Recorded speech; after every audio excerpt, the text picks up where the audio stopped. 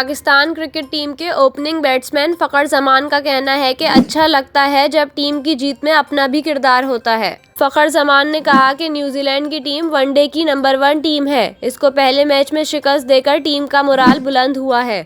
उन्होंने कहा कि टेस्ट मैचेस में वो नताइज नहीं मिले जिसकी हम तवक्को कर रहे थे, लेकिन वनडे सीरीज़ का आगाज़ अच्छे अंदाज में हुआ। फ़खर ज़मान ने कहा कि पाकिस्तानी बॉलर्स ने अच्छी बॉलिंग की, जिसकी वजह से कीवी टीम बड़ा स्कोर नहीं कर सकी, जिसकी वजह से हमने भी ज़्यादा चांस नहीं लिया।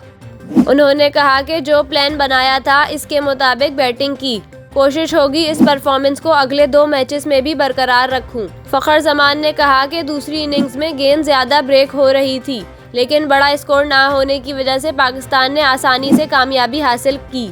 फ़खर ज़मान ने इस उम्मीद का इजहार किया कि पाकिस्तान टीम न्यूजीलैंड के खिलाफ क्लीन स्वीप कर सकती है, अगर इसी तरह अपने प्लान पर अमल करते रहें।